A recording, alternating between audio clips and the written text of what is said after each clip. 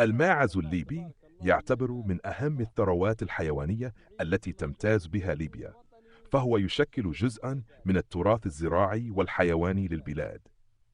يتميز هذا النوع بقدرته العالية على التكيف مع الظروف المناخية القاسية، سواء في المناطق الجافة أو الصحراوية، وهو ما يجعله مورداً أساسياً للعديد من المزارعين في الريف والمناطق النائية. لحوم الماعز الليبي تحظى بإقبال كبير نظراً لجودتها وطعمها المميز، حيث تمتاز بنكهة لذيذة وخلوها من نسبة كبيرة من الدهون مقارنة ببعض أنواع اللحوم الأخرى.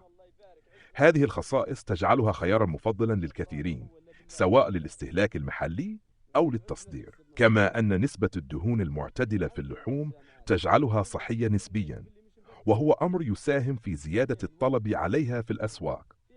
من ناحية أخرى، يعد لبن الماعز الليبي من أفضل أنواع الألبان نظراً لارتفاع نسبة الدسم فيه وجودته الغذائية. يستخدم هذا اللبن في إنتاج العديد من المنتجات مثل الجبن والزبدة، وهو يعد عنصراً مهماً في النظام الغذائي للعديد من الأسر الريفية.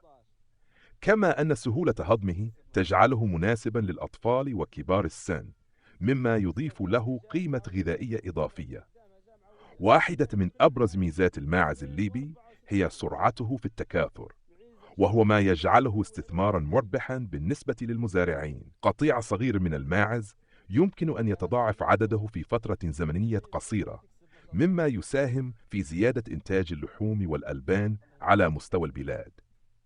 هذا الأمر يعزز من دور الماعز في تحقيق الأمن الغذائي الوطني، خاصة في ظل الاعتماد المتزايد على الإنتاج المحلي لتقليل الاعتماد على الواردات.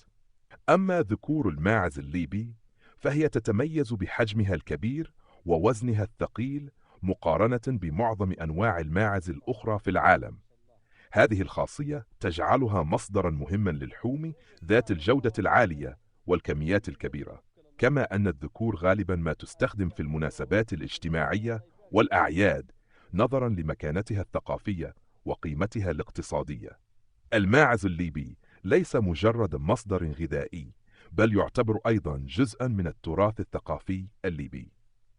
تربيتها تعد رمزاً للتكيف والصمود في وجه التحديات البيئية، وهي تعكس ارتباط الليبيين بالطبيعة وقدرتهم على الاستفادة القصوى من مواردها. الاستثمار في هذا القطاع يمكن أن يساهم بشكل كبير في تحسين الاقتصاد المحلي وتوفير فرص عمل، خاصة في المناطق الريفية.